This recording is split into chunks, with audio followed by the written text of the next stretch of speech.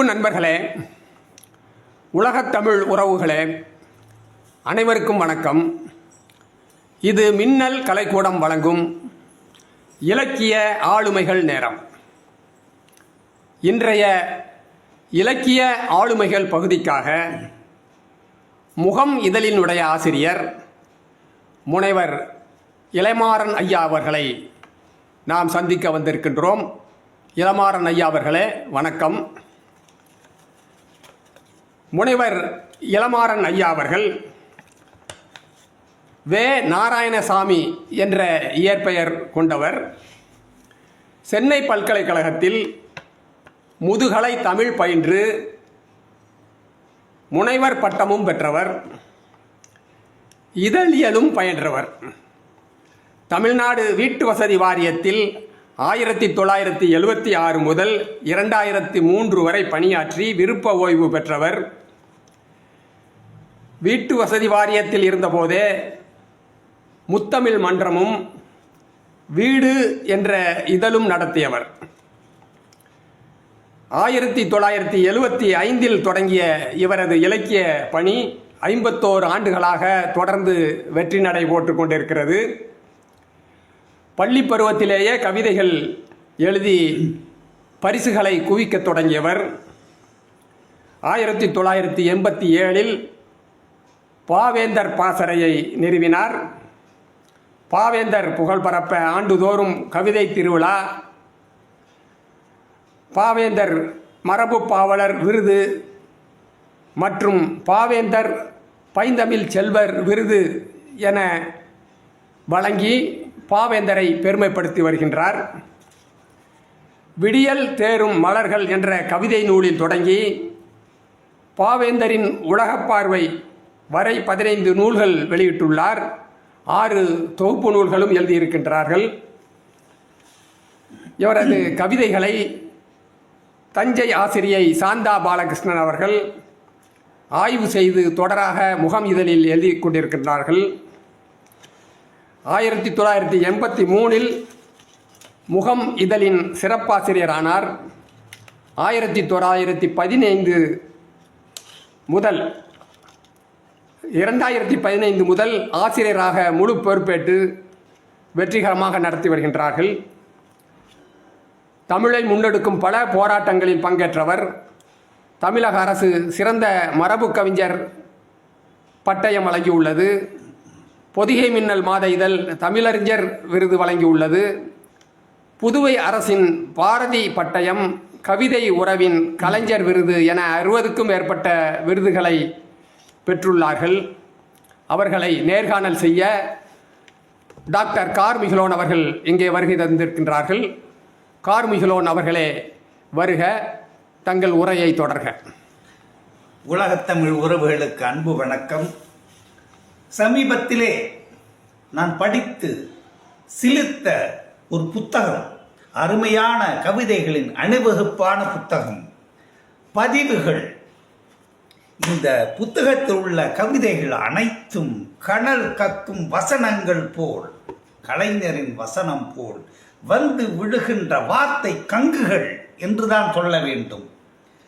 முனைவர் இளமாறன் ஐயா அவர்கள், இலக்கிய உலகம் நம் ஐயா அவர்களை முகம் இளமாறன் என்றுதான் சொல்வார்கள். அந்த முகம் இதழோடு அப்படி பின்னி பிணைந்த அந்த இதழின் வளர்ச்சிக்கு வித்திட்டவர். அந்த இதழையே தனது சுவாசமாக கொண்ட தனிப்பெரும் கவிஞர் அவர்கள். இந்த புத்தகத்திலே நிறைய கவிதைகள் இருக்கின்றன. பொதுவாக சொல்வார்கள் கவிதைக்கு பொய்யழகு என்று சொல்வார்கள். ஆனால் இந்த புத்தகத்திலே ஒரு கவிதையில் கூட பொய் இல்லை, உண்மை விளம்பல் என்றுதான் சொல்ல வேண்டும். உண்மை விளம்பல், புலம்பல் அல்ல. புலம்புபவன் கவிஞன் அல்ல. உரைக்க உரைப்பவன், பாட வேண்டியதை பாடுபவன், சாட வேண்டியதை சாடுபவன், அவன்தான் கவிஞனாக இருக்க முடியும். அந்த வகையிலே ஒரு எழுச்சி கவிஞர் நம்முடைய ஐயா அவர்கள். அத்தனை கவிதைகளும் அற்புதம்தான் என்றாலும் 2 கவிதையினை மட்டும் சொல்கிறேன். தகுதி இல்லை. இந்த கவிதையின் தலைப்பே விசித்திரமாக இருந்தது. ஒரு கவிஞர் தகுதி இல்லை என்று ஒரு கவிதையை எழுதியிருக்கிறாரு. என்னை இந்த ஆர்வத்தோடு வாசித்தேன். பாருங்கள், அது ஒரு பெரிய கவிதை. ஒரு சில வரியை மட்டும் சொல்கிறேன். பிறரோடு பழகுகையில் பண்பாளன் போல் பெருந்தன்மையாய் பழகி அணுக்கமாகி உரையாடி அவர் எந்த சாதி என்று ஊடுருவி பார்க்கின்றோம். சாதிக்காரன் பேரோடும் புகழோடும் இருந்தால் போதும் புழுகுகிறோம் அவரங்கள் சொந்தமென்று. குறைபாடு பிறர் செயலில் கண்டால் சாது குறிப்பிட்டு இழிவாக பேசுகின்றோம். சத்திய வார்த்தை அல்லவா? சாதியை ஒழிக்கின்றோம் என்று மேடையிலே முழங்கிவிட்டு, அன்பு நண்பர்களே, எத்தனையோ அறிஞர்களை நான் நன்கறிவேன். மேடையிலே முழங்கிவிட்டு தனிமையிலே பேசும்போது தம்பி நம்ம இனத்தார் தான் என்று சொல்வார்கள் இரட்டை நாக்குக்காரர்கள். நம்முடைய கவிஞர் அவர்கள் சொல்லும் செயலும் ஒன்றாக முழங்குபவர்கள். எடுத்துரைக்கின்றார், உண்மைத்தானே சொல்கின்றார், ஏற்றுக்கொள்ள வேண்டும், திருத்து கொள்ள வேண்டும் நம்மை நாம். அருமை. அடுத்து செக்கிழுத்த செம்மல் வாவு சிதம்பரம் பிள்ளை அவர்கள். அவருடைய தியாகத்திற்கு ஈடாக சொல்ல முடியுமா? 40 ஆண்டுகள் தண்டனை விதித்தான். 2 தீவாந்தர் சிற்றை என்று தண்டனை விதித்தான் வெள்ளையன் நீதிபதி பின்ஹே. கோர்ட் வாசலிலே அவருடைய சகோதரர் மீனாட்சி சுந்தரம் பிள்ளை அவர்கள் இருக்கின்றார்கள். இந்த தீர்ப்பினை கேட்டவுடன் சிதம்பரத்துக்கு 2 தீவாந்திர சிற்றையா என்று கதறினார். அந்த கடமை சித்த சுவாதீனம் இல்லாமல் போனார். இறுதி வரை அவர் அப்படியே தான் இருந்தார். சிறையில் இருந்த பிள்ளை அவர்கள் நண்பர்களுக்கெல்லாம் கடிதம் எழுதினார். என் சகோதரன் உடையின்றி திரிந்தால் உடை கொடுத்து உதவுங்கள், உணவின்றி தவித்தால் உணவிட்டு ஆதரியுங்கள், சிறை மீண்டு வந்த பிறகு இந்த கடனையெல்லாம் அடைத்து விடுகிறேன் என்று சொன்னார். எத்தகைய தியாகம், ஈடு இணையற்ற தியாகம். வெள்ளையனை எதிர்த்து எல்லோரும் போராடினார்கள். மிகவும் புத்திசாலித்தனமாக ஒன்றை செய்தார் சிதம்பரம் பிள்ளை அவர்கள். கப்பல் வாங்கினார். வெள்ளையனின் ஆதிக்கத்தை ஒழிப்பதற்காக 2 கப்பல் வாங்கிவிட்டார். அந்த கப்பல் போக்குவரத்தை எப்படியெல்லாம் ஒடுக்க வேண்டும் என்பதற்காக வெள்ளையன் குறுக்கு வழிகளிலே நரித்தனங்கள் செய்தான். கடைசியிலே இந்த தேசத்திற்காக சர்வ தியாகம் செய்த அந்த மகான் வறுமையில் வாடினார். அதுதான் கொடுமை.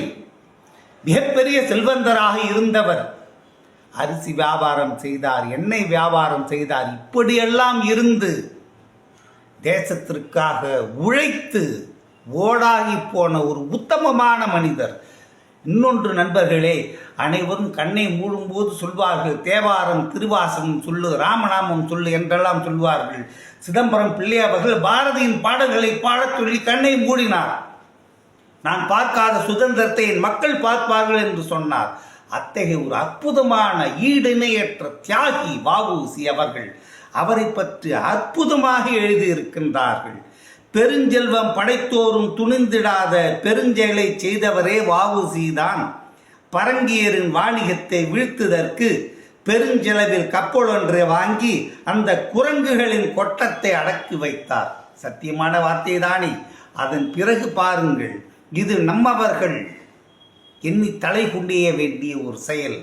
போற்றுவதை மட்டும் போற்றுவிட்டு குறையினை சுட்டி காட்டாதவன் கவிஞனாக இருக்க முடியாது. உண்மையான கவிஞன் அல்லவா? அடுத்து வருகின்ற வேதனையை பாருங்கள்.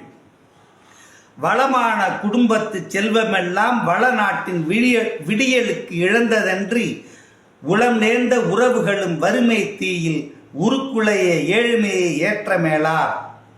இதுதான் உண்மை. இந்த தேசத்திற்காக, தேச விடுதலைக்காக எத்தனையோ பெருமக்கள் போராடி இருக்கின்றார்கள், சர்வ தியாகம் செய்திருக்கின்றார்கள். அதிலே மணிமகுடமாய் திகழ்பவர் வ.உ.சி. அவர்கள். இன்னொன்று, பரிதிமார் கலைஞர் சூரிய நாராயண சாஸ்திரி என்ற தன்னுடைய பெயரை தூய தமிழிலே பரிதிமார் கலைஞர் என்று மாற்றிக்கொண்டவர். தமிழுக்குத்தான் செம்மொழி தகுதி இருக்கிறது என்று முதலில் உலகத்திற்கு பிரகடனம் செய்தவர். அவரை பற்றி அற்புதமாக எழுதியிருக்கின்றார்கள். சமஸ்கிருத மொழியை விட செறிவான இலக்கணங்கள் செந்தமிழில் உள்ளதென்றும் தமிழ் மொழிதான் திராவிடத்தின் மூத்த மொழி ஆகுகின்ற தளிர் மொழிகள் பிறவாம் என்றார். முதலில் உரைத்தவர் அவர்தான். அற்புதம். ஒரு கவிஞன் என்பவன் எந்தவித பாரபட்சமும் இல்லாமல் உள்ளதை உள்ளபடி உரைக்க வேண்டும். அந்த கவிஞனுக்குரிய பெரும் இலக்கணங்களை அடையாளங்களை தாங்கி நிற்கின்ற ஒரு மனிதர் தான் முனைவர் இளமாறன் ஐயா அவர்கள். அந்த பெருமகனாரை நாம் இலக்கிய ஆளுமைக்காக நேர்காணல் செய்ய இருக்கின்றோம். கவி பெருமகனாருக்கு வணக்கம். வணக்கம். தங்களை முனைவர் இளமாறன் என்று சொல்வதை காட்டும் இலக்கிய உலகினர் முகம் இளமாறன் என்றுதான் பெருமையோடு அழைக்கின்றார்கள். அந்த கேள்விக்கு நான் பிறகு வருகிறேன்.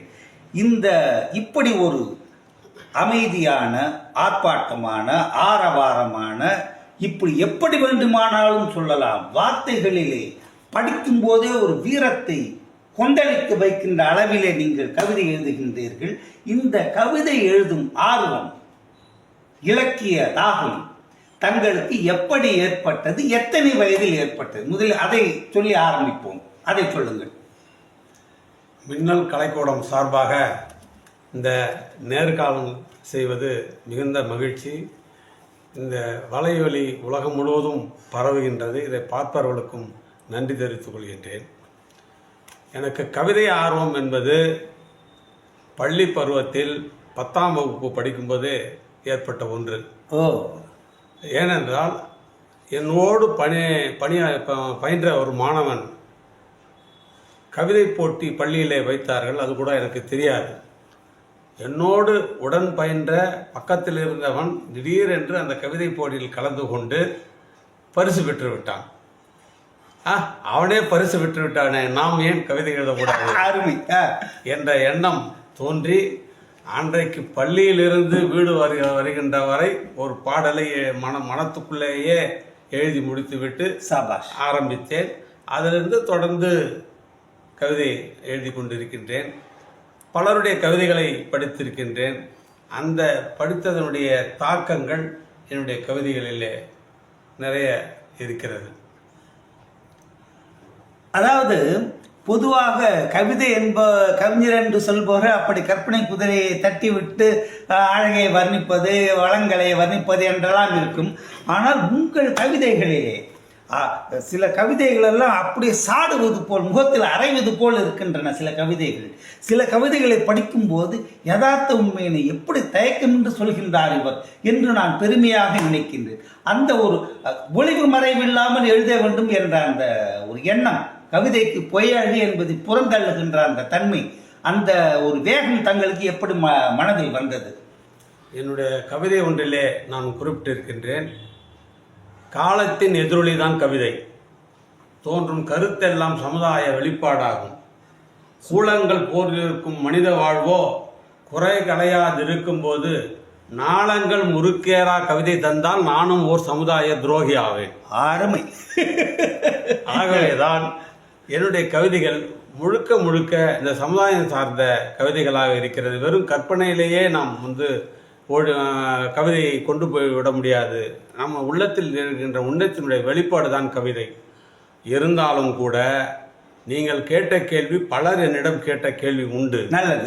ஆகவே அதற்கெல்லாம் ஒரு விடிவாக பூங்குழலி என்ற ஒரு காதல் காவியத்தை அருமையாக எழுதினேன். அந்த பூங்குழலி காப்பியம் ஸ்டேட் பேங்க் ஆஃப் இந்தியா பரிசினை பெற்று தந்தது.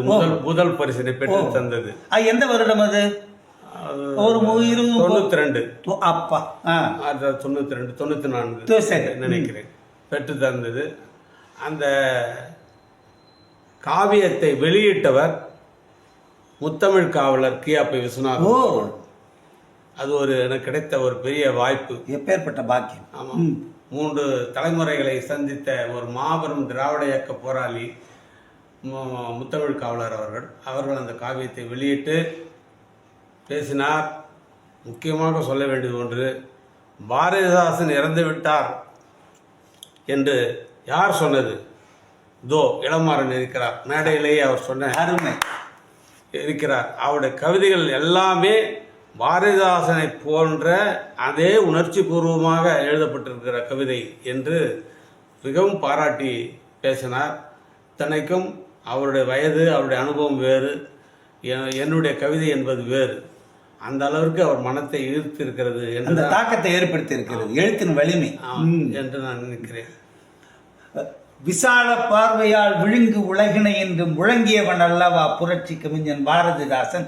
அப்படியே அந்த பெரும் குணம் தங்களிடம் இருக்கிறது. அதுதான் பாராட்ட வேண்டிய ஒன்று. உண்மையிலேயே இப்ப பாவேந்தர் பாசறை அந்த பெயரில் ஒரு பெரிய இலக்கிய அமைப்பை வைத்து தாங்கள் நடத்தி வருகின்றீர்கள், பல்லாண்டு காலமாக நடத்தி வருகின்றீர்கள். இந்த பாவேந்தர் பாசறை பேர் வைக்கணுன்ற எண்ணம் எப்படி வந்தது முதல்ல, அது அப்புறம் இந்த இலக்கிய பணிகள் என்னென்ன அதை சொல்லுங்க. அதாவது பாவேந்தர் பால் ஏன் ஈடுபாடு வந்தது என்பதற்கான ஒரு காரணம் கேட்கிறீர்கள். தமிழ் கவிஞர் வரிசையிலே தமிழை பற்றி சமயகாலத்திலிருந்து பலர் பாடியிருக்கின்றார்கள். ஞானசம்பந்தரிலிருந்து, குமரகுருபரிலிருந்து, திருவிளையாடல் புராணம் எழுதிய பரஞ்சோதி முனிவர் பலரும் தமிழை பற்றி பாடியிருக்கின்றார். இன்னும் சொல்ல போனால் தமிழ் விடுத்துவது தமிழை மேன்மைப்படுத்துவதற்காகவே பாடப்பெற்ற ஒரு பாடல். ஆனால் பாவேந்தர் அவர்கள் தமிழினுடைய சிறப்பை மட்டும் பாடாமல் தமிழருடைய உணர்வுபூர்வமான வெளிப்பாடாக இருக்க வேண்டும், தமிழ் உயர்ந்தால் தமிழ்நாடு தான் உயரும், தமிழன் உயர்வார் என்ற குறிக்கோளோடு அவருடைய படைப்புகள் முழுவதும் தமிழனுக்கே தமிழ் உணர்வை ஊட்டக்கூடிய பாடல்களாக இருந்த காரணமாக எனக்கு பாவேந்தருடைய படைப்புகள் மீது ஒரு ஈர்ப்பு உண்டு. இரண்டாவது, அந்த அமைப்பை தொடங்குவதற்கு ஒரு காரணம் உண்டு. ஏனென்றால் தொடர்ந்து ஒரு அமைப்பு பெயர் சொல்ல விரும்பவில்லை, ஒரு அமைப்பு பாரதி அவருடைய பிறந்தநாளை விரிவாக ஆண்டுதோறும் பிள்ளைகளுக்கு பாடல் போட்டி, பேச்சு போட்டி எல்லாம் வைத்து கொண்டாடி வந்தார்கள். சரி, பாவேந்தருடைய நூற்றாண்டு வரும் பொழுது பாவேந்தருக்கு அந்த விழா எடுப்பார்கள் என்று நினைக்கும் பொழுது அவர்கள் மாறாக ஜவஹர்லால் நேருடைய மறைவு நிகழ்ச்சி தொடங்கினார்கள். ஆக எந்த நோக்கத்திற்காக இவர்கள் செய்கிறார்கள் என்பது மனசுக்குள்ளே உறுத்தியதன் காரணமாக இந்த பாவேந்தர் பாசறையை உருவாக்கி 87 உருவாக்கிட்டேன். அதற்கு பிறகு 90களில் பாவேந்தர் நூற்றாண்டு விழாவின் போது அவர்களைப் போலவே, அவர்கள்தான் நமக்கு காரணம், அதற்கு காரணம் போலவே பேச்சு போட்டி, பாட்டு போட்டி எல்லாம் வைத்து பெரிய அளவில் ராணிசீத அரங்கத்திலே தமிழ் குடிமன் அவர்களை வைத்து விருதுகள் வழங்கினோம். அதாவது இளம் பருவத்திலிருந்து 5ஆம் வகுப்பு வரை, 6ஆம் வகுப்பிலிருந்து 12ஆம் வகுப்பு வரை கல்லூரி பாடல் போட்டி, பேச்சு போட்டி எல்லாம் வைத்து சிறப்பாக செய்தோம். அது மட்டும் அல்லாமல் இந்த குமரி அனந்தன் அவர்கள் 52 வாரம் பாவேந்தருக்கு விழா கொண்டாடினார். பாரதிக்கும் அப்படி கொண்டாடினார். அந்த 52 வாரம் இதழில் வாரத்திலே ஒரு வாரம் ஒரு சொற்பொழிவு, அது பிற்காலத்திலே அதை தொகுத்து நூலாக வெளியிட்டார்கள். சரி, அந்த நூலில் ஏர்வாடி ராதாகிருஷ்ணன் அவர்கள் அவரும் கலந்து கொண்டார், நானும் கலந்து கொண்டேன். என்னுடைய கவிதையும் வந்திருக்கு. அவர் அணிந்தரை கொடுக்கும்போது சரி, இது இப்படியே விட்டுவிடக்கூடாது, நாம் பாவேந்தருடைய வீட்டுக்கு சென்று இந்த பாவேந்தர் பிறந்த நாளை கொண்டாட வேண்டும் என்று அவருடைய அணிந்துரையில் சொல்லிட்டு அது மனத்திலே உறுத்தியது. அதன் காரணமாக 1993ஆம் ஆண்டு புதுச்சேரிக்கு இங்கு சென்னையிலிருந்து 2 பேருந்துகளில் கவிஞர்களை 100 பேர் கிட்டத்தட்ட, ஆமாம், சூப்பர், அவர் பாவேந்தருடைய இல்லத்திற்கு சென்று அந்த அனுமதி கிடைக்கவில்லை. ஆனால் அதாவது அனுமதி கேட்டோம், ஆனால் கிடைக்கல, எங்களை ஒன்றும் தடுக்கலை. உள்ளே சென்று கவிதை திருவிழா, அந்த பாவேந்தருடைய அவர் பாவேந்தர் நடந்த இடம், உட்கார்ந்த இடம், பொறுத்த இடம் எல்லாவற்றிலும் நம்ம கவிஞர்களும் எப்பேற்பட்ட பெருமை நமக்கு கவியரங்கத்தை அந்த வீட்டிலேயே நடத்தினார்கள். அங்கே ஒரு பெரிய படம், பாவேந்தருடைய படம் இருக்கிறது. அதற்கு முன்னால் அமர்ந்து எல்லோரும் கவிதை திருவிழா பண்ணோம். உள்ளூரில் இருக்கின்ற அறிஞர்கள்லாம் கூட வந்தார்கள். அது 2003லிருந்து 1993லிருந்து 2004 வரை அங்கே இந்த விழாவை நடத்தினோம். வருஷா வருஷம் இங்கிருந்து சென்னையிலிருந்து 2 பேருந்துகளை செல்லும். அதில் தொடக்கத்தில் புதுவை அரசே எங்களுக்கு தங்குவதற்கு இடமும் உணவும் 2 நாளும் மேடையும் போட்டு கொடுத்தார்கள். அருமை அருமை. அது யாரோ சிலர் அதை தடுத்து நிறுத்த வேண்டும் என்ற கடமை அது அவர்கள் குள்ள நெருத்தனம் ஏதோ குறுக்கு சால் ஓட்டிருக்காங்க யாரும். அது எப்படி வந்து அங்கேருந்து வரவங்களுக்கெல்லாம் இங்கே எப்படி செலவு பண்ணலாம், தமிழ்நாட்டுக்காரங்களுக்கு புதுச்சேரியில் இப்படி செலவு செய்யலாம் என்று ஒரு எண்ணத்தை உருவாக்கி அங்கே இருக்கிற அரசு அலுவலர்கள் ஏதாவது தடை வந்தால் நிம்மதியாக போயிடுவோம் இல்லையா. அழகாக அவர்களும் வந்து அடுத்த ஆண்டு கேட்கும்போது உங்களுக்கு 1 மணி நேரம் தரோம் அப்படின்னாங்க. அது வேணாம், நாங்கள் இங்கேயே நடத்திக்கிறோம், அங்கே போய் இவ்வளோ தூரம் செலவு பண்ணிட்டு 1 மணி நேரம் நடத்துறது வந்து அது நம்மளை தவிர்ப்பதற்காக செய்கின்ற பணி என்பது உணர்ந்து அதில் வந்து சென்னையில் அது வருடம் சென்னையிலே நடத்திட்டு வரோம். வருகின்ற 29 கூட அரசு இது தேர்தல் நேரமாக. அதனால எப்படி குவியம் வழியாக நடத்தலாம், ஏன்னா அது ஒன்றும் தடை இருக்காது, அதுக்கு தடை இருக்காது. நீங்க வந்து வெளியில வந்து ஏன்னா ஒரு முறை அப்படி தேர்தல் வந்த நேரத்தில் நீங்கள் அனுமதி வாங்கிட்டு வர வேண்டும் தேர்தல் அதிகாரியிடம் என்று சொன்னார்கள். தேர்தல் அதிகாரியிடம் சென்று கடிதம் கொடுத்த உடனே நான் தரேன் அப்படின்னாரு, தர கடைசி வரைக்கும் தரல. அன்றைக்கு வந்து இதற்காக வேண்டிய வனிதா ஐபிஎஸ் தெரியுமே, அவங்கள வந்து அப்போ ஐஜியா இருந்தாங்க, அவங்கள போட்டிருந்தோம் இந்த மாதிரி சிக்கல் வரும். ஆமா, அப்ப கூட அவங்க தரல. அவங்க பெரிய இலக்கிய ஆர்வலர் தான். அப்போ கூட வந்து இந்த தேர்தல் அதிகாரி வந்து விழா நடத்துவதற்கான அனுமதி தரவில்லை, ஆனால் தடை ஏற்படுத்த. சரி, அந்த மாதிரி சிக்கல்லாம் வரக்கூடாது. சரி, குவியம்படி இந்த ஆண்டு வருகின்ற ஏப்ரல் 29ஆம் தேதி புதன்கிழமை குவியம்படி நடத்த வேண்டும். அதனுடைய தலைவர் தமிழியலன் அவர்கள். அருமை, அவரும் ஒரு மிகப்பெரிய அவர்கிட்ட சொன்ன அறிஞர் தானே, செய்யலாம் சொல்லியிருக்காரு. அந்த ஆர்வமா செய்வார். இந்த ஆண்டு அப்படி பண்ண போறோம் குவியம் வழியாக.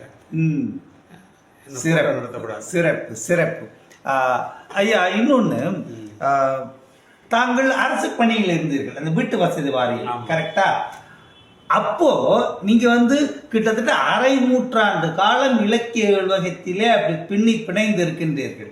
நீங்க அங்க வீட்டு வசதி வாரியத்தில் இருக்கும்போது அரசு பணி அதை விட்டுருவோம், அங்கேயும் உங்களுக்கு அந்த இலக்கிய தாகம், மோகம், வேகம் எல்லாமே இருந்திருக்கும். அங்க எப்படி நீங்க அந்த இலக்கியத்தை பணியிடத்துல வளர்த்தீர்கள், அதை சொல்லுங்க. அதற்கு வந்து முத்தமிழ் மன்றம் என்று ஒன்றை ஆரம்பித்து வீட்டு வசதி வாரியத்தில் அங்க. ஆமா, அதுல மாதந்தோறும் ஒரு பெரும் பேச்சாளரை, பெரும் சிறப்புக்குரியவரை அழைத்து பேச வைத்தோம். அப்படி வந்தவர்களில் வலமுறிஞ்சான், வார்த்தை சித்தர், ஆமா, தென்கட்சி சுவாமிநாதன், ஈரோடு தமிழன்பன், இப்படி பெருமக்களை எல்லாம் அழைத்து அன்றைக்கு இருந்த தலைவர் சந்திரசேகர் அவர்கள், ஐஏஎஸ் அவர்கள் எனக்கு முழு உரிமை கொடுத்தார். சூப்பர். வாரிய கூட்ட அரங்கிலேயே அந்த நிகழ்ச்சி நடைபெறும். அது மாலை நேரத்தில் வீட்டுக்கு போவதற்கு முன்பாக எல்லோரும் வந்து அந்த நிகழ்ச்சியை கேட்டுவிட்டு சென்றார்கள். அவர்கள் கொடுத்த அந்த ஊக்கம் தான் அப்பயே உங்களுக்கு அந்த இலக்கியத்தை அங்கீகாரம் கிடைச்சிருச்சு. அவங்க அனுமதிக்கலன்னா முடியாது. அதிலே நடத்தினேன், அவங்கள பாராட்டணும். அதே சமயத்தில் என்னுடைய அரசு பணியை வேலையிலும் என்னுடைய இலக்கியத்தையும் தொடர்படுத்தவே மாட்டேன். எப்பவுமே சாபாஷ் பண்ணவே மாட்டேன். என்னுடைய நூல் வெளியீட்டு விழா கூட வாரிய அலுவலருக்கு அழைப்பதில் 1-2 பேர் தான் கொடுத்துருப்பேனே தவிர எல்லாருக்கும் சேர்ந்து வாங்கன்னு சொல்லி அப்படி கூப்பிட்டா எல்லாரும் வந்துடும். ஏனென்றால் நான் இருந்த பொறுப்பு வந்து முக்கியமான பொறுப்பு. வாரிய தலைவர் அவர்களுடைய நேர்முக உதவியாளர். என்ன எல்லாருக்கும் தெரியும். ஒருத்தர் கொடுத்துட்டு ரொம்ப எச்சரிக்கையா கட்சியில நடக்கிற அந்த மாதிரி. அதனால் நான் வந்து அதில் வந்து வீட்டு வாரிய உறுப்பினர் நண்பர்களை வந்து பெரும்பாலும் இணைப்பது இல்லை. என்னுடைய இலக்கிய பணி வேறு, வாரிய பணி வேறு என்றுதான் கடைசி வரையில் இருந்தேன். ஒரு நாள் கூட இதையும் அதையும் இணைக்கிறது கிடையாது. பணியிலும் சோறு அடைஞ்சது இல்லை. சூப்பர். அதனால எனக்கு நல்ல பேர். அதுல தெளிவா இருந்திருக்கீங்க. இது தனி, அது தனி, நோ மிக்சிங். அருமை அருமை. இப்போ நான் அறிந்த வரையில் பல்வேறு இலக்கிய அமைப்புகள் தங்களுக்கு விருதுகள், பட்டங்கள்லாம் கொடுத்து சிறப்பு வச்சிருக்கு. எனக்கு தெரிஞ்சு ஒரு 50-60 விருதுகளுக்கு மேலே வாங்கியிருப்பீங்க. நான் சொல்ல எண்ணிக்கை கரெக்டா இல்லை ஜாஸ்தியா? மேலே இருக்கும். சரி, எவ்வளவு இருக்கும்? மேலே இருக்கும். மேலே 60, அதுக்கு மேலேயே இருக்கும். 50-60க்கு மேலேயே இருக்கும் விருதுகள்லாம். சிறப்பு. இப்போ இப்போ முகம் இதில் பணியாற்றினீங்கல்ல, முகம் இளமாறனையே மிகப்பெரிய மனிதர், இலக்கிய உலகத்தை அவர் தெரியாதவங்களே இல்லை. அந்த முகம் இலக்கிய இதழும் முகம் நம்ம ஐயாவோடையும் உங்களோட அந்த அனுபவம் உறவு அந்த இது எப்படி, அதை சொல்லுங்க, அதை பற்றி சொல்லுங்க. அது ரொம்ப ஆர்வமாக இருக்கீங்க. இதை நான் தெளிவாக இந்த நேர்காணல் மூலமாக விளக்க விரும்புகிறேன். ஏன்னா இந்த கேள்வி பலருக்கும் ஒரு சந்தேகத்தில் அவருக்கும் எனக்கு என்ன தொடர்பு, கரெக்ட், அவருடைய மகனா நானு, ஆமா நிறைய பேர் கேட்டிருக்காங்க, அதனாலதான் நான் அந்த கேள்வி கேட்பாங்க. அவர் முகமிதழை ஆரம்பிப்பதற்கு முன்பாகவே மாமணி அவர்களை தமிழ் கவிஞர் மன்றத்தில் சந்தித்தேன். தமிழ் கவிஞர் மன்றம் பொன்னடியார் நடத்துகின்ற தமிழ் கவிஞர் மன்றம், அதில் சனிக்கிழமை தோறும் மாலையில் ஒரு கலந்துரையாடல் கூட்டம், யார் வேணாலும் ஏதாவது கருத்து சொல்லலாம்னு இருப்பார். அப்படி வந்தவர் தான் மாமணி. அங்கே அப்பெல்லாம் இது நான் 75லேருந்து அவர் கூட இருக்கிறேன். 75 மேலே. அப்பெல்லாம் மாமணி அறிமுகம் ஆகலை. அதற்கு பிறகு அவர் அங்கே வந்தார். எல்லாரும் நண்பரானார். இடையில புதுச்சேரியில் பல்கலைக்கழகத்தில் முனைவர் பட்டம் பெறுவதற்கு முயற்சி பண்ணேன். யாரு? நான். சரி. அப்போ பொதுவாக எம்ஃபில் பண்ணிட்டு தான் பிஹெச்டி பண்ண முடியும். ஆமாம், சில பேர் டைரக்டா பண்ணுவாங்க. நானும் டைரக்டா பண்ணேன். சரி. அப்போ எம்ஃபில் பண்ண மாதிரி ஒரு புத்தகத்தை தயார் பண்ணணும் அப்படின்னு இது முல்லைச்சரத்தில் வந்த தலையங்கள்லாம் எடுத்து பண்ணலாமா என்று கேள்விப்பட்டு நீங்களே பார்த்து எடுத்துங்கன்ட்டார் பொன்னடியான். அது அவ்வளோ ஒரு சப்பமாக இல்லை. சரி. அது நாம் இருக்கிற வேலையும் விட்டுட்டு அங்கேயும் போய் தேடி எடுக்கிறது ரொம்ப சிரமம் என்பதற்காக எனக்கு மாமணி நினைவுக்கு வந்தார். அப்போதான் அவர் இதழ ஆரம்பித்து ஒரு 4 ஆண்டு ஆச்சு. ஓஹோ. அங்கே முதல் இதழை அங்கே எடுத்து கொடுத்தாரு, எல்லாரும் கொடுத்தாரு. சரி.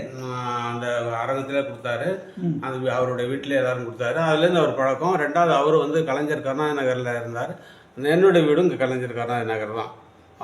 நாங்கள் 9வது செக்டார், அவர் 11வது செக்டார். சரி. அதனால அவர்கிட்ட அவர் எதையும் திட்டமிட்டு செய்யக்கூடியவர். ஆகவே அவர்கிட்ட கேட்டால் கிடைக்கும் என்று அவர்கிட்ட கேட்டேன். உங்கள் முகம் புத்தகம்லாம் கொடுங்க, நான் பிஹெச்டி ஆய்வு பண்ண போகிறேன், பிஹெச்டிக்கு பிரிமினரி ஆய்வு பண்ண போகிறேன்னு கேட்கும்போது, இல்லை என்கிட்ட ஒன்று கூட இல்லைன்னு சொல்லி முதல்ல எப்போ சொல்லிட்டு ஒரு நம்பிக்கை வந்த பிறகு இந்த ஒரு காப்பி தான் இருக்குது, திருப்பி கொடுத்துருவீங்களா என்று கேட்டுட்டு கொடுத்தாரு. அதை பார்க்கும்போது தலையங்கம் ஆய்வு பண்ற அளவுக்கு இல்லை என்பதால் அவருடைய கிந்தனாடு பதில்களை நீங்க அவரோட நம்பிக்கைக்கு அன்புக்கு எப்படி அப்படியே பாத்திரம் ஆகிட்டு வந்திருக்கீங்கன்னு சொல்றீங்க. அவருடைய கிந்தனாடு பதில்களை முதல்ல ஆய்வு செய்து ஒரு ஆய்வேடு தயார் செய்தார். அந்த ஆய்வேடு அன்றைக்கு இயக்குநராக இருந்த சிலம்பொலியாரிடம் ஒரு அணிந்துரை வாங்கி அதுக்கு புதுச்சேரிக்கு சென்று புதுவை பல்கலைக்கழகத்துக்கு சென்று அதை கொடுத்து எனக்கு அந்த சீட்டு வேணும் என்று கேட்டேன். அப்போ அரவாணன் அங்கே உட்கார்ந்துருக்காரு. யாருன்னு எனக்கு தெரியாது, அவர் யாருன்னு எனக்கு தெரியாது. என்னோட நான் என்ன நினைச்சேன், நம்ம ஒரு எம்ஏ எல்லாம் வாங்கியிருக்கிறோம், அதனால நம்ம கொடுத்துருவாங்கன்ற ஒரு நப்பாசையில் போனால் 3 எம்ஏ வச்சுருக்கோம், 4 எம்ஏ வச்சிருக்கோம். கல்வெட்டு ஆய்வாளர் ராஜா அவரெல்லாம் வந்திருந்தாங்க. அப்போ அது என்னுடைய அந்த ஆணவத்தை குறைச்ச.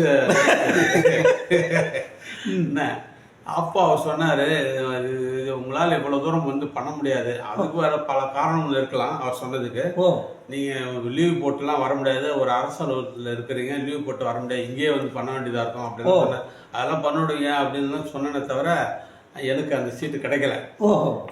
அவர் நெருங்கிய நண்பர் ஒரு கல்வெட்டு ஆய்வாளர், அவருக்கு அந்த வாய்ப்பு கொடுத்தாரு.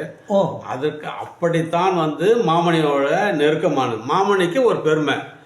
நாம இவ்வளவு தூரம் சிந்திச்சு இருக்கிறோமா கந்தனார் பதில்கள்ல அப்படின்ட்டு அவர் பெருமையா அவருடைய இதழிலே எழுதினார். ஒரு இளைஞர் ஒரு பிஹெச்டி ஆய்வு பண்ணியிருக்கிறாரு கிளமாறன் என்று எழுதினார். அதுல நெருக்கமா எழுது.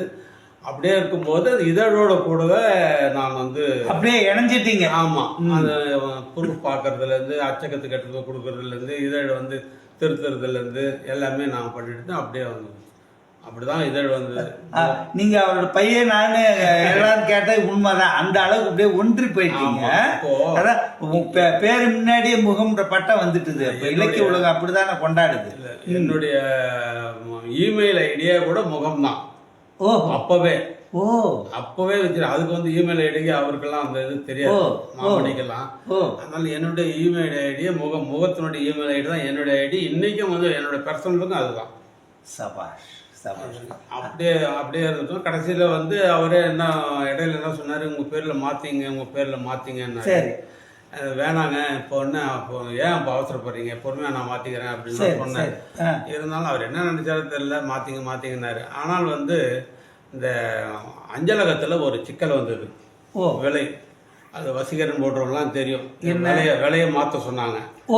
விலையை மாற்றும் போது அங்கே போய் கோர்ட்டுக்கு போகும்போது அவங்க என்ன சொல்லிட்டாங்க, இந்த நீங்கள் இதில் இருக்கிற இன்பிரிண்ட் வேறவா இருக்குது, உங்களுடைய ரெஜிஸ்ட்ரேஷன் வேறவா இருக்குது, இதை மாற்றுங்க என்று சொன்னார்கள்.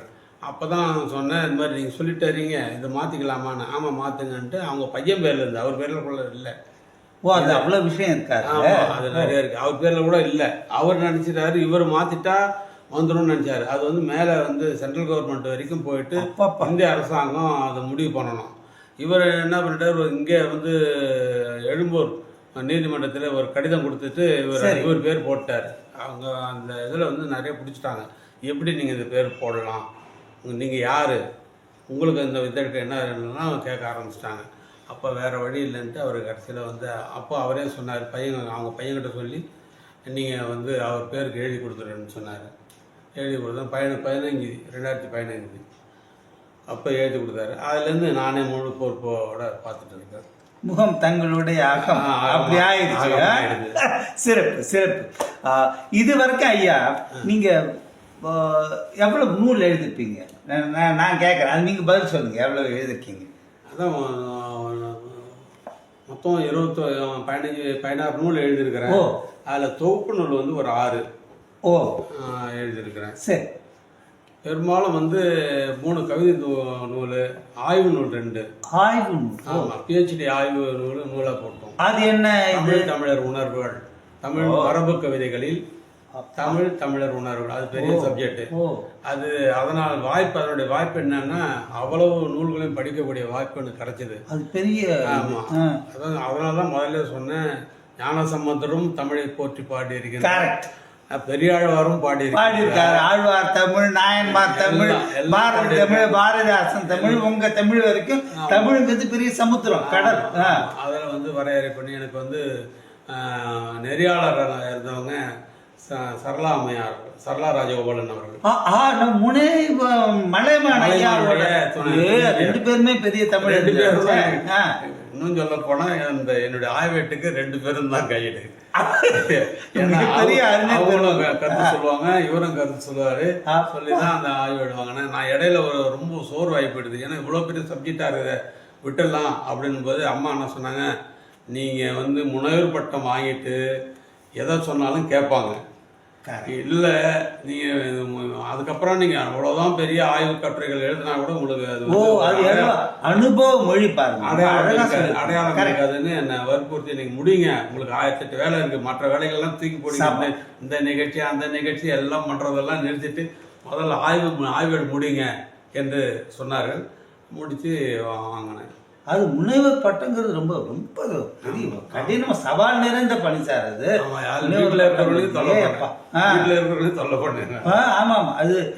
வேலை செஞ்சுட்டேன், விடுமுறை போட்டு பண்ணல, வேலை செஞ்சுட்டே பண்ணதுனால நான் சில இதெல்லாம் குறிச்சு அது ரொம்ப டபுள் கஷ்டம். இதெல்லாம் எழுதி வைங்கன்னு பிள்ளைங்க கிட்ட சொல்லிட்டு போவேன், மனைவி கிட்ட கொடுத்துட்டு போவேன், அவங்க எழுதி வைப்பாங்க. அதுக்கப்புறம் பிப்ளியோகிராஃப் மாதிரி அதை வச்சுட்டு போத்து எழுதிட்டேன். அப்பா அப்பா என்ன சொல்றது, உங்களோட இந்த இலக்கிய பயணங்கிறது என்ன பல்வேறு அறிஞர் பெருமக்களை சந்திச்சிருக்கீங்க, அவங்களோட அனுபவம், இந்த முகம் இதழின் அனுபவம், அது தவிர தாங்கள் படித்து படித்து தொட்டனை தோறும் மணக்கின் மாதிரி ஆர்வமாக படித்து படித்து அறிவை விசாலப்படுத்தி எழுதிக்கிற புஸ்தகங்கள் உண்மையிலேயே தாங்கள் ஒரு மிகப்பெரிய இலக்கிய ஆளுமை தான், அதில் ஒன்றும் சந்தேகமே இல்லை. சரி, அதை உங்களுடைய இந்த நீண்ட அனுபவம், அறிவுசார் தேடல், இது எல்லாத்தையும் வச்சுக்கிட்டு இன்னைக்கு இப்போ நிறைய கவிஞர்கள் எழுதுறாங்க. சின்ன சின்ன பிள்ளைங்களாம் கூட ஆர்வமாக எழுது கவிஞராக நம்ம பார்க்குறோம். இந்த இளைஞர்களுக்கு உங்களோட அறிவுரைன்னே சொல்லலாம், ஏன்னா அந்த தகுதி உங்களுக்கு இருக்கு. வேகமாக வளர்ந்து வருகின்ற கவிஞர்களுக்கு தாங்கள் சொல்கின்ற அறிவுரை என்ன? ஒரு சான்றோர் பெருமகனாரின் அறிவுரை என்ன கவிஞர்? அதற்கு முன்பாக ஒரு செய்தி நான் சொல்லிடுறேன். இதில் நான் எழுதின நூலில் மலைக்க வைக்கும் மக்காவ் என்பது ஒரு பயண நூல். பயண நூல். பயண நூல்.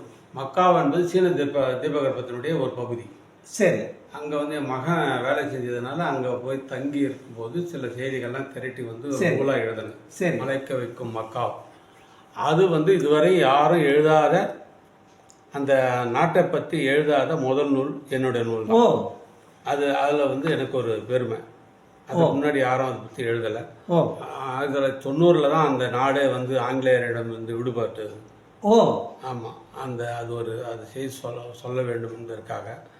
அது மாதிரி எனக்கு அந்த நூலுக்கு திருப்பூர் தமிழ்ச்சங்கம் முதல் பரிசு கொடுத்தது. மலைக்க வைக்கும் மக்காவுக்கு திருப்பூர் தமிழ்ச்சங்கம் முதல் பரிசு கொடுத்தது. இப்படி சில இது உண்டு. சரி, நீங்கள் கேட்ட கேள்விக்கு நான் வரேன். நாம் அறிவுரை சொல்லி எந்த கவிஞரும் இப்படி செய் அப்படி செய் என்று சொன்னால் அவர்கள் கேட்கக்கூடிய நிலையில் எனக்கு இல்லை. அன்றைக்கு இருந்த நிலை வேற, இன்றைக்கு இருக்கிற நிலை வேற. உண்மை. எல்லா செய்திகளும் வீட்டுக்குள்ளேயே சேர்கிறது. நம் கையடக்க கைபேசியிலே யாராவது செய்தி வருது. அதனால் நீங்கள் இப்படி செய்யுங்க அப்படி செய்யுங்க அப்படின்னு சொல்கிறதுக்கு இல்லை. ஆனால் ஒரு கருத்தை மட்டும் நான் சொல்வேன். நீங்கள் கவிஞனாக இருக்கலாம், கதையாசிரியர் யாராக இருந்தாலும் நிறைய படிக்கணும். நிறைய படித்தாதான் உங்களுக்கே அந்த நீங்கள் எந்த இடத்துல இருக்கிறீங்கன்ற இது உங்களுக்கே தெரியும். எப்படி செய்ய வேண்டும், எப்படி எழுத வேண்டும் என்ற உங்கள் வழிகாட்டும் நீங்கள் நிறைய படிக்கிறதா இருக்கு. படிக்கும்போது தான் எழுத்து பிழைகளும் வராது, கருத்து பிழைகளும் வராது. அதுதான் நான் அவர்கள் சொல்லுது. நிறைய படிச்சுட்டு நீங்கள் என்ன வேணாலும் சொல்லுங்கள். சும்மா 4-5 ரெஃபரன்ஸ் புக்கை படிச்சுட்டு நான் கூகுளில் போய் தேடிட்டு சர்ச் பண்ணிட்டு ரிசர்ச்னு சொல்லக்கூடாது. இல்லை, அதான் சுயமாக படிக்கணும். படிக்க தான் நமக்கு அது நம்முடைய பாதை என்ன என்பது நமக்கு தெரிய வரும். அது பரவாயில்ல. அது ஒரு வாத்தியார் ஸ்தானத்துல இருந்து ஆசான் மாதிரி சொல்றீங்க நீங்க. இது கவிஞர்களுக்கு மட்டுமல்ல, எல்லாருக்கும். ஆமாம், அனைவருக்குமே ஒரு அனுபவபூர்வமான அறிவுரை. மிக்க மகிழ்ச்சி. உங்களுக்கு ஒரு மிகப்பெரிய இலக்கிய ஆளுமையை சந்தித்ததில் இந்த மின்னல் கலைக்கூடத்திற்கு நன்றி சொல்ல வேண்டும். உங்களுடைய கருத்து உலகம் ஃபுல்லாக உள்ள இளைஞர்களுக்கு, குறிப்பாக தமிழர்களுக்கு சென்று சேரும்.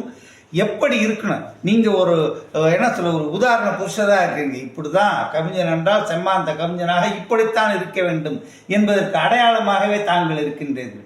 ஸோ நீங்கள் சொன்ன அந்த அறிவுரை அனைவராலும் பின்பற்றப்பட வேண்டிய ஒன்று என்று நான் துணிந்து சொல்வேன். உங்களோட அந்த பிஸி ஷெட்யூலில் எங்களுக்காக நேரத்தை ஒதுக்கி இந்த பேட்டி கொடுத்தது மிக்க மகிழ்ச்சி.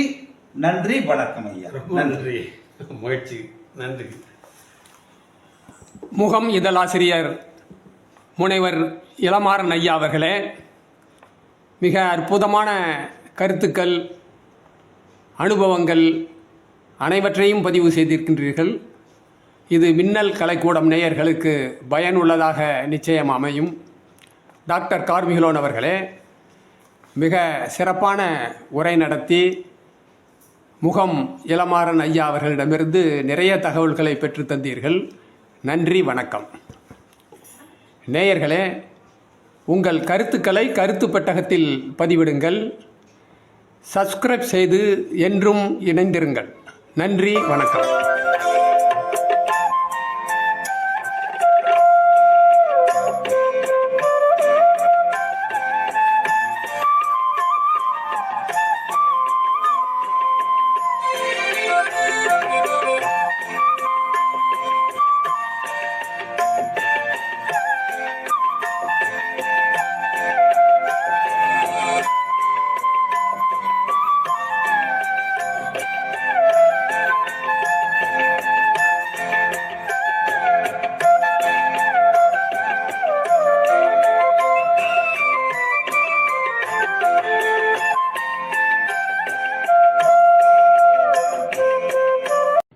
சப்ஸ்கிரைப் மின்னல் கலைக்கூடம்.